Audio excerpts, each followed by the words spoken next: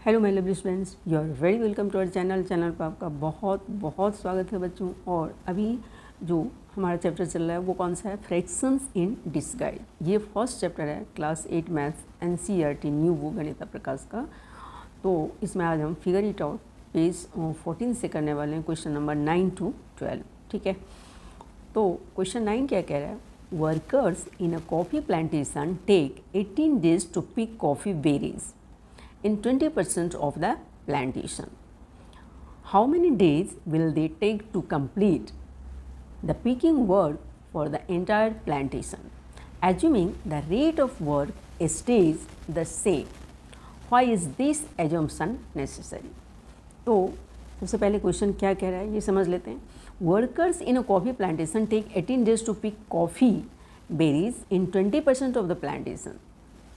इस का क्या मतलब हुआ? प्लांटेशन है किसकी? कॉफ़ी है उसमें, मतलब कॉफ़ी के छोटे छोटे पौधे होते हैं ना वो प्लांट में, तो वहाँ इसी तरह से बेरीज होता है जो एक उसके अंदर छोटे छोटे बीन्स होते हैं, बीज होते हैं कॉफ़ी के, और उसी को पाउडर के फॉर्म में बनाते हैं तो कॉफ़ी रेडी होता है। ठीक है, तो वो जो बेरी है, बेरी यानी कि जिस तरह से जैसे होता है ब्लैकबेरी या ऐसे समझ लीजिए, हाँ, तो ब्लैकबेरी या जामुन या उसी तरह का होता है, लेकिन उसके अंदर क्या होता है? बीज होता है छोटा छोटा, जिसको पहले तो कलेक्ट करते हैं उस सारे बेरीज को और फिर उसमें से बीज निकालते हैं, फिर उसका पाउडर बनाते हैं। ठीक है, तो इसमें कह रहा है कि वो जो बेरीज है उसको चुनना पड़ता है ना, छोटा पौधा है उसमें से एक एक करके सारे बेरीज को तोड़ना होता है, उसी को इसमें क्या है कि पिकिंग, मतलब वही तोड़ना जो होता है उसी को पिकिंग लिखा है। ठीक है, तो इस तरह से ब्लैक बेरीज को उसको क्या करना है? पौधे में से तोड़ तोड़ के कलेक्ट करना है। सारे बहुत बड़े प्लांट है किसके? कॉफ़ी के।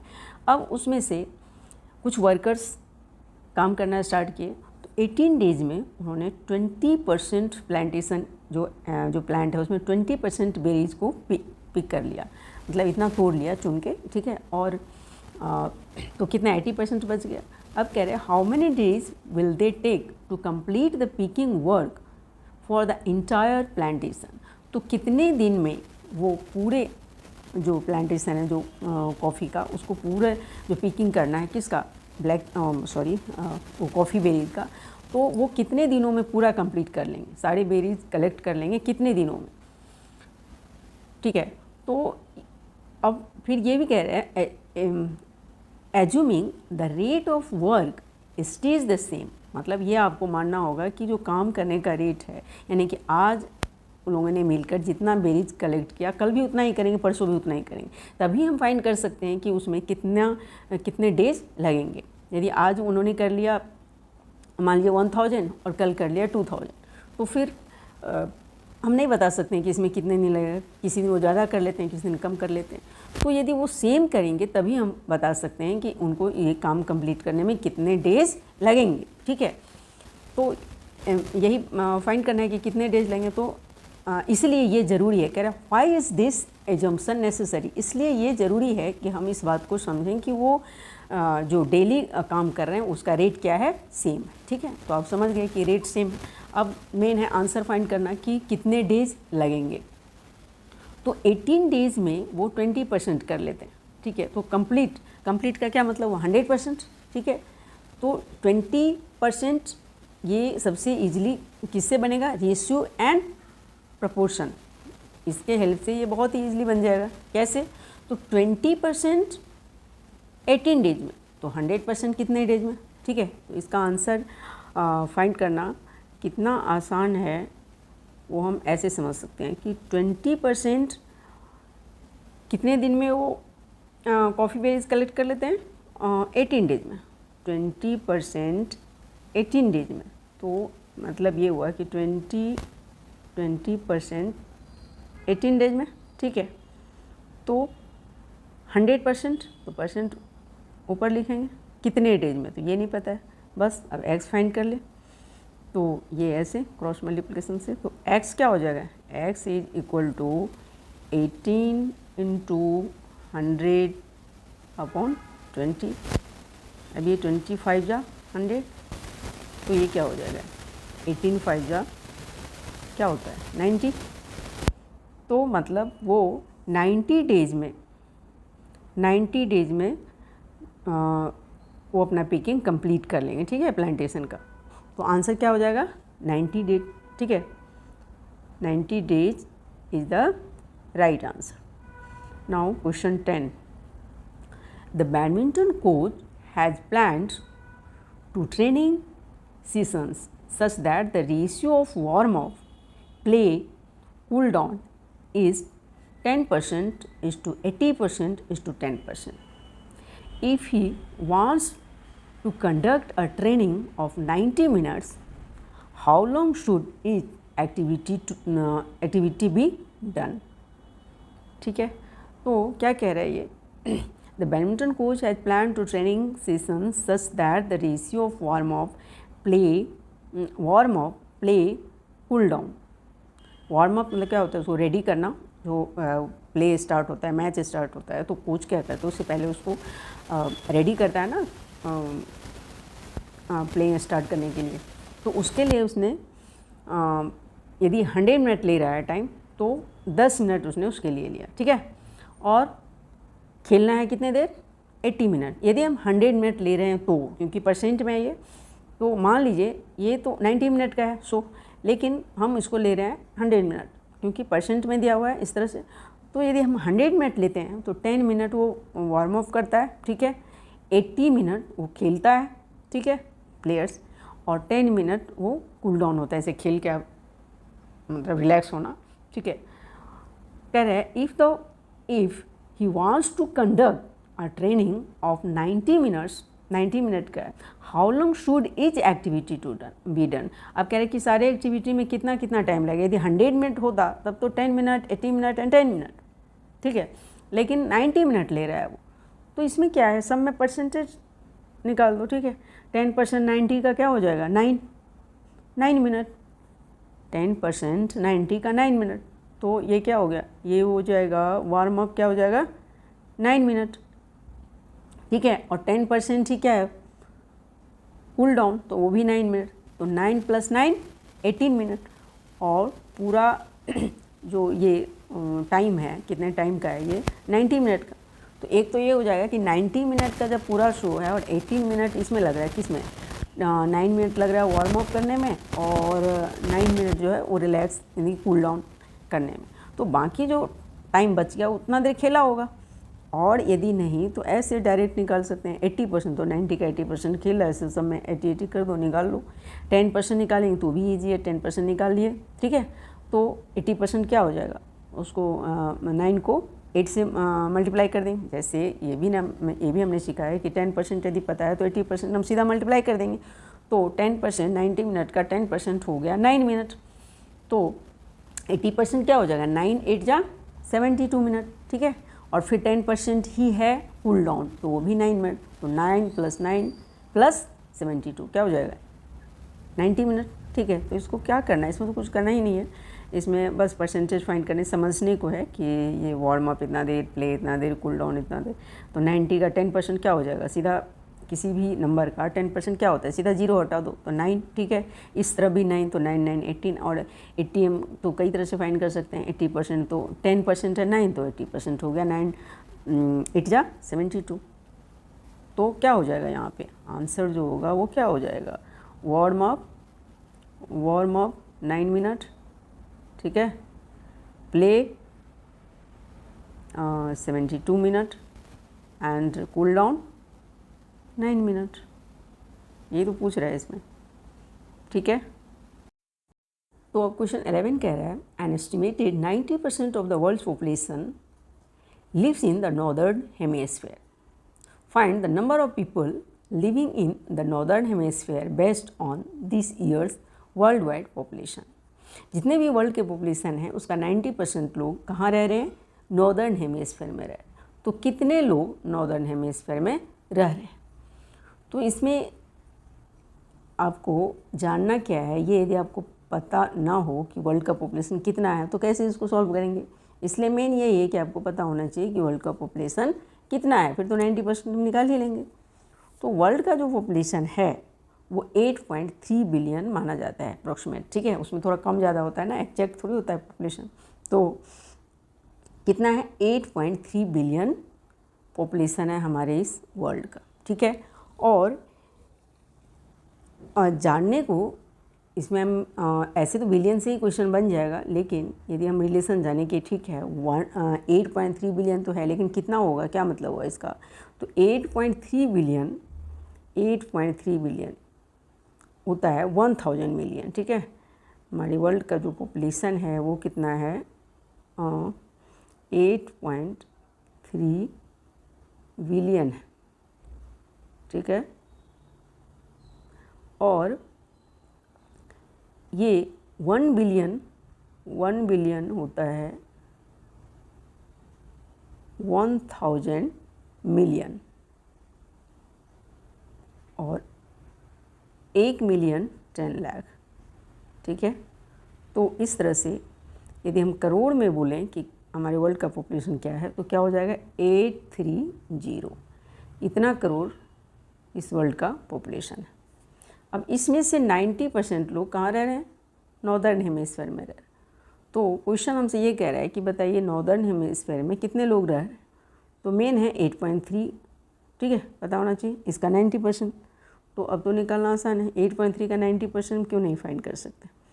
तो 90% किसी भी नंबर का क्या होता है 90/100 into this number. So 90% of 8.3 is equal to 90/100 into 8.3 क्या बिलियन। ठीक है, अब 0 से 0 कैंसिल, किसी भी नंबर को जब हम 10 से डिवाइड करते हैं तो क्या होता है 0.1 डिजिट शिफ्ट हो जाता है लेफ़्ट साइड। ठीक है, तो क्या हो जाएगा, अब इसको हम क्या लिख सकते हैं 9 इंटू 0.83, तो अब क्या हो जाएगा 9 3 जा 27, कैरी 2, 9 8 जा 72 प्लस 2 तो 74, और 2 डिजिट के बाद पॉइंट तो 7.47 billion. So number of people living in the northern hemisphere is equal to 7.47 billion. ठीक है, तो इस तरह से क्वेश्चन 11 सॉल्व हो गया। तो क्वेश्चन 12 कह रहा है recipe for the dish halwa food 4 people has the following ingredients in the given proportions: rava 40%, sugar 40% and ghee 20%। तो पार्ट फर्स्ट कह रहा है if you want to make halwa for 8 people what is the proportion of each of the above ingredients? Second, if the total weight of the ingredients is 2 kg, how much rava, sugar and ghee are present? ठीक है, तो क्या कह रहा है ये कि एक रेसिपी बनाना है, क्या बनाना है, हलवा बनाना है 4 people, 4 लोगों के लिए बनाना है। उसमें रवा है 40%, रवा इनकी सूजी, रवा को बोलते हैं ना, सूजी को रवा भी बोलते हैं। तो रवा है 40%, शुगर 40% और घी हम डाल रहे हैं उसमें 20%। 40, 40 एंड 20 हो गया 100%। रवा 40% डाला, शुगर 40% डाला, जितना रवा उतना शुगर, और घी 20%। तो फर्स्ट पार्ट कह रहे हैं क्वेश्चन का if you want to make halwa for 8 people what is the proportion of each of the above ingredients. तो प्रपोर्शन मतलब क्या हुआ कि कितना में कितना, यानी कि 100 किलो है तो इसमें कितना रवा, कितना शुगर, कितना घी, इस तरह से। तो 4 people के लिए जब हम हलवा बनाते हैं तो हम डालते हैं उसमें 40% शुगर, 40% रवा और 20% घी। लेकिन हम जब 8 people के लिए बनाएंगे, 8 लोगों के लिए बनाएंगे, तब जो रेशियो होगा वो क्या होगा। तो रेशियो क्या होना चाहिए, रेशियो तो सेम ही होगा। 4 लोगों के लिए 4 लोगों के लिए यदि हम कोई रेसिपी बनाते हैं तो एक रेशियो में सब कुछ डालते हैं कि इतना इतना इतना। यदि हम 8 लोगों के लिए बनाएंगे तो सब कुछ डबल डबल डालेंगे। ठीक है, 12 people के लिए बनाएंगे तो ट्रिपल डालेंगे। तो इस केस में क्या होगा, प्रपोर्शन सेम होगा ना, 40 रहेगा तो 40% ही। जैसे यदि इसमें जैसे 40 क्या बोलें इसको 40 100 ग्राम मिल के बना लिया, 100 ग्राम है, ठीक है। तो 8 लोगों के लिए बनाएंगे तो 200 ग्राम पूरा सब कुछ रहेगा। तो 200 ग्राम रहेगा तो 40% की जगह क्या हो जाएगा, 40 ग्राम की जगह 80 ग्राम, फिर शुगर भी हो जाएगा 40 की जगह 80 और घी हो जाएगा 20 की जगह 40, ठीक है। लेकिन वो कितने में हो जाएगा, 8 लोगों के लिए, तो उसका जो बनेगा, जो हलवा बन के तैयार होगा वो भी उसका डबल होगा। इसलिए प्रपोर्शन क्या होगा, हमेशा चाहे कितने भी लोगों के लिए बनाएं, प्रपोर्शन हमेशा सेम होगा, ठीक है। 1 आदमी के लिए बनाएं या 10 आदमी के लिए बनाएं, उसमें उसी रेशियो में जो है इंग्रेडिएंट्स हम यूज करेंगे। इसलिए प्रपोर्शन कभी नहीं होगा, क्योंकि प्रपोर्शन हम किस में लेंगे, जो मिक्सचर यानी कि जो रेसिपी बन के तैयार हो रहा है उसका वेट भी डबल हो रहा है, तो यहाँ जो इंग्रेडिएंट्स है उसका भी डबल हो रहा है। यदि उसका वेट ट्रिपल हो रहा है तो इंग्रेडिएंट्स का भी वेट ट्रिपल हो रहा है। सो प्रपोर्शन इज नॉट चेंज्ड। अब सेकंड में, if the total weight of the ingredients is 2 kg, how much रवा शुगर एंड घी। तो अब 2 kg है, ठीक है, जो इंग्रेडिएंट्स है पूरा इतना सूजी है, मतलब हलवा बना, ठीक है। तो उसमें टोटल जो इंग्रेडिएंट्स यूज हुआ है उसका वेट जो है वो कितना है, 2 kg है। तो कितना उसमें शुगर होगा, कितना रवा होगा और कितना घी होगा, ये आपको बताना है। तो जो भी है वेट उसका उसी का होगा, 40% रवा होगा, 40% शुगर होगा और 20% घी होगा। तो 2 kg का 40%, ठीक है। रवा क्या हो जाएगा, रवा हो जाएगा 2 kg का 40%। यदि हम kg में लेंगे, ठीक है, तो 2 का 40%। तो अब क्या करें, इफ द टोटल वेट, तो rava sugar and ghee are present. If the total weight of the ingredients is 2 kg, how much rava sugar and ghee are present. तो हम kg में भी ले सकते हैं डायरेक्ट और ग्राम में भी कन्वर्ट करके ले सकते हैं। तो हम kg में ही लेंगे तो इसमें भी कोई प्रॉब्लम नहीं होगी सॉल्विंग में। तो यहाँ 2 kg का 40% क्या होगा, रवा। तो 40 क्या हो जाएगा, 40% of 2 kg is equal to 40/100 into 2, क्या kg में आएगा। तो ये कैंसिल, 2 5, तो ये क्या हो जाएगा 4/5। तो यहाँ में डिवाइड करेंगे तो 0.8 और 8, ठीक है, 5 8 जा 40, तो 0.8 kg, 0.8 kg क्या हो जाएगा, रवा हो जाएगा। और उतना ही क्या है, शुगर। तो शुगर वो हम अलग से फाइंड क्यों करें, वो तो 40% ही है, तो इसका मतलब शुगर भी क्या हो जाएगा 0.8 kg, ठीक है। अब जो बचेगा वो क्या होगा, घी होगा। तो ऐसे भी हम बोल सकते हैं कि यदि 0.8 तो कितना हो जाएगा 1.6 हो गया। तो 0.4 kg क्या हो जाएगा, 0.4 kg घी हो जाएगा। ऐसे भी हम यदि फाइंड करें तो क्या हो जाएगा, 2 kg का 20%, ठीक है। तो 2 kg का 20% क्या हो जाएगा, 20/100 इंटू 2, तो 0 0 कैंसिल, 2 5, 2/5, तो ये क्या हो जाएगा 0.4, ठीक है। तो 0.4 kg आ गया। सो अब सबका वेट, तो यहाँ पे किसका, रवा का वेट कितना हो जाएगा, रवा का वेट हो जाएगा 0.8 kg, ठीक है। शुगर का 0.8 kg एंड